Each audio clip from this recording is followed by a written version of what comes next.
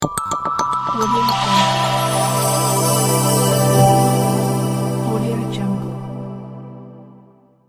الشيطان الرجيم بسم الله الرحمن الرحيم اللهم صل وسلم على سيدنا محمد وعلى آله وصحبه وسلم وكي بابا مويا من الإسلام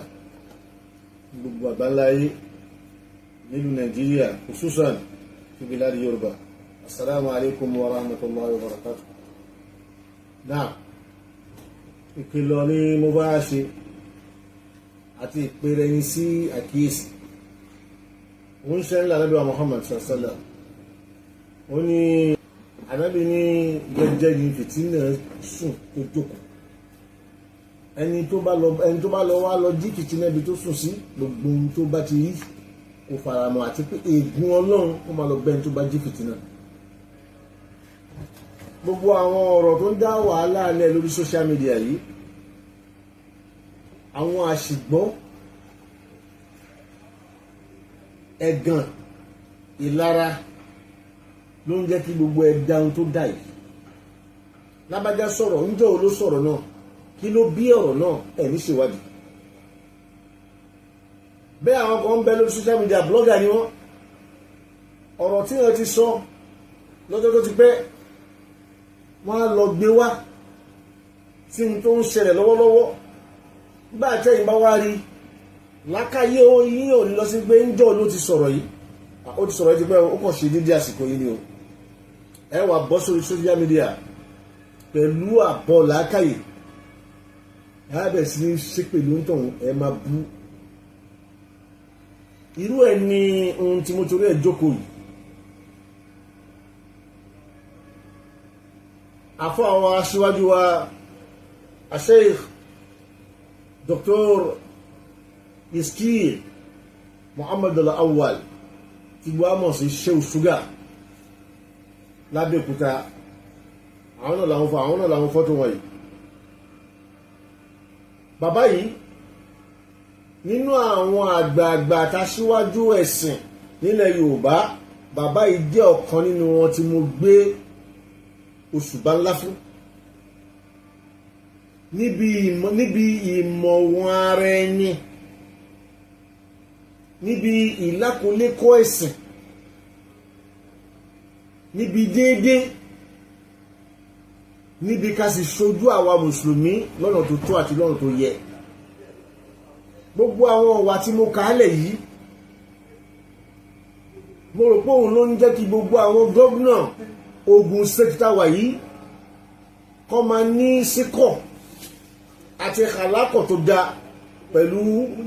Dr. Iskil Muhammad al-Awwal Sheikh Shugar pẹ̀lú wọn. Bí gómìnà mẹ́ta lógun State wáyé sìn, kò sí gómìnà kan tó lọ látòrí Gbẹ́ngà Daniel tó fi dórí bàbá wa Ìbíkúnlé Amósùn, tó fi wá dórí gómìnà Dàpọ̀ tó wà ń bẹ̀ lọ́wọ́lọ́wọ́ báyìí, kò sí èyí tó kọ́yán Sheikh Shugar kéré nínú wọn. Ohun tó bá dẹ̀ jẹ́ ọ̀rọ̀ Islam, ẹ̀tọ́ Islam, ojúṣe Islam, bàbá yìí ni wọ́n pè. Lábẹ́ àṣẹ àti lábẹ́ àsíá bàbá wa ìmáàmù ìlú Ẹ̀gbá, bàbá wa Sáàdù Bánibọ́lá, kọ́lọ́ má ṣàjẹ́ àrí wọn pẹ́, tẹ́mi wọ́n gùn fún wa, wala tubal Qur'an wala la ilaha illallah. Àfọ́ àwa Dr. Iskil Muhammad al-Awwal Shugar ní bí ọdún méjì ìsìn, wọ́n sọ ọ̀rọ̀ kan ní tàmọ̀lá yìí ó bí àwọn ọmọ tó pọ̀. Àwọn ìkan bẹ́nu wọn oúnjẹ ta ní ṣe mí yìí, òun náà ni ọmọ kan ṣo èyí tí bàbá yìí ń fura sí nínú gbogbo ọmọ tó bí, wípé eléyìí ṣó lè jẹ́ tèmi ṣá. Ìdí àti túmọ̀ ni wípé ìwà rẹ̀ ó yàtọ̀ sí tàwọn tó kù rẹ̀, ìṣe rẹ̀ ó yàtọ̀ sí tàwọn tó kù rẹ̀. Tí wọ́n bá ń jẹun nínú àwo nígbà tó wà ní kékeré, àwọn ẹgbẹ́ rẹ̀ wọn ò ní ṣáájú bàbá wọn mẹ́ran, òun ni ó ṣáájú bàbá wọn mẹ́ran. bàbá wa ń fura pé ọmọ tí ń ṣáájú bàbá rẹ̀ mẹ́ràn yìí ṣó lè jẹ́ tèmi ṣá. tanímọ̀ lásán ń wò ó sọ fún àwọn àgbààgbà. ọ̀rọ̀ tó sọ yìí làwọn kan wá lọ gbé wá tó wá ṣe déédéé ohun tó ń lọ lọ́wọ́lọ́wọ́. ẹ̀yin aláìnílàákàyè yìí òpònú ẹ̀dá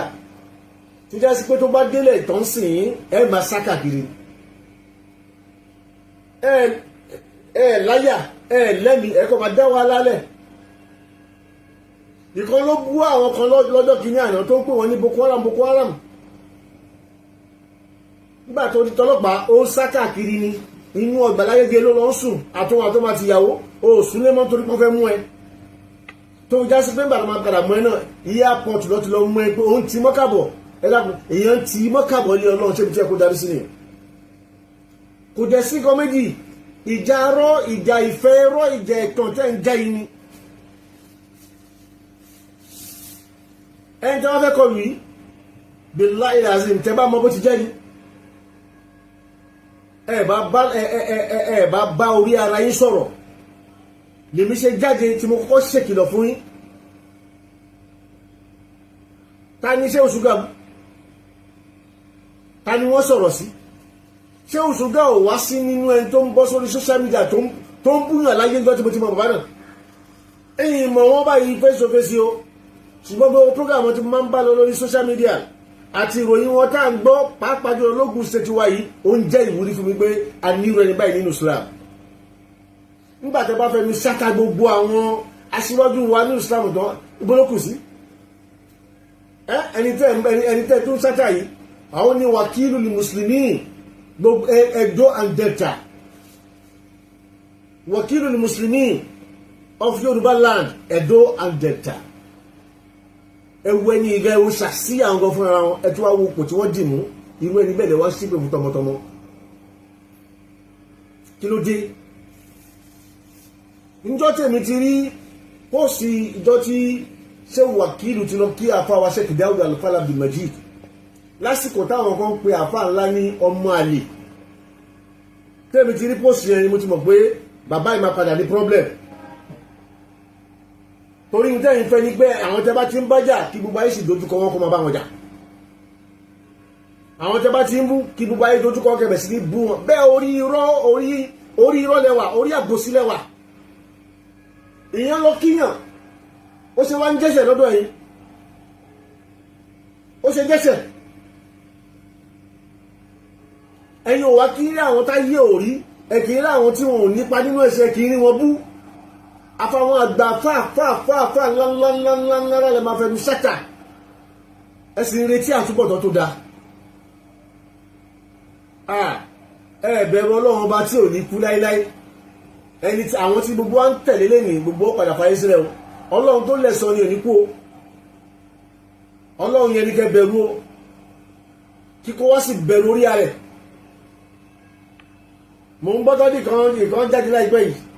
bóyá lọ rẹ̀ àbí nìkan ni tó lóun fún àwọn kan ní lásán ni kó wá ṣàlàyé lásán tó fún wọn kó sì sọ tó fún wọn lásán ni lórí kó wá sọ tó wà nú ẹ̀ káà tó mọ́ta fẹ́ sọ ẹni kó sọ tó wà nú ẹ̀ jáde gbogbo ọtọ́lọ̀ bá pọ́n nílé ayé rẹ̀ wà ya fi rẹ̀ sáyé àpọ́n níbẹ̀ ẹ̀ ń gbè lẹ́yìn irọ́ ẹ̀ ń gbè lẹ́yìn ìbàjẹ́ ohun tí gbogbo yín rí pé kí ni yóò da àbùkù ló ń fà ló mú bá Islam kí lẹ́yìn ṣeré fún kọ́ lè nífẹ̀ẹ́ yín kẹ́lẹ̀ tara wọn yí followers àbí kíni àbí kọ́lẹ̀ sọ pé ìwọ náà wà náà tí wọ́n support lábájá lórí kíni ìwọ náà jókòó sínú ààrẹ kò fẹ̀yìntì kò gbé sẹ́ni yìí sójú ọ̀nà ló wà.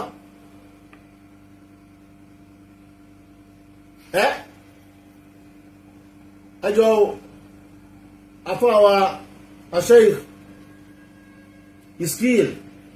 Muhammad al-Awwal ad-Doctor táwọn sí Sheikh Shugar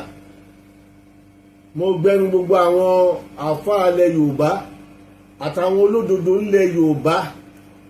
sọ fún yín pé ẹ dákun ẹ bá wa ní sùúrù ẹ máa ti gbìyànjú pé ẹ ń dí ọwọ́ kankan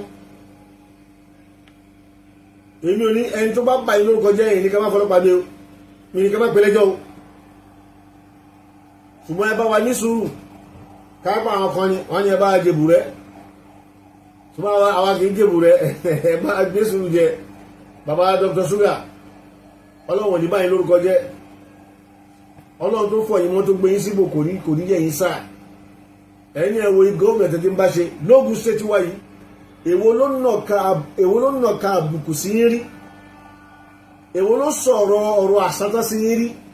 gbogbo àwọn tọ́jọ́ gọ́ọ̀mẹ̀ntì wọn ń gbé yín gẹ́gẹ́gẹ́ ni torí pé alẹ́kẹ̀rí mi yára fún alẹ́kẹ̀rí wọn àwọn ènìyàn ní àpọ́nlé ni wọ́n ipò àpọ́nlé lọ́wọ́ àgọ́ fi jẹ́ ìtọ́lọ́ pọ́nlé mọ̀ bọ̀dọ̀ àwọn eléyìí wọn ní bíbí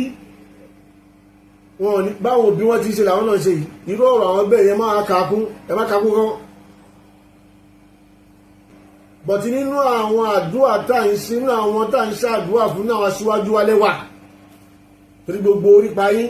gbogbo àwọn harakati yín gbogbo àwọn àṣetọ́tù yín al-islamiyya àwọn harakati yín àdáwìyà gbogbo ẹ̀ là ń gbọ́ inú tí wá sì ń dùn sí àwọn tí ẹ̀ ní bínú ẹnì kan tọ́lọ́ bá fi hàn tọ́lọ́ gbé sókè àwa kì í bínú wọn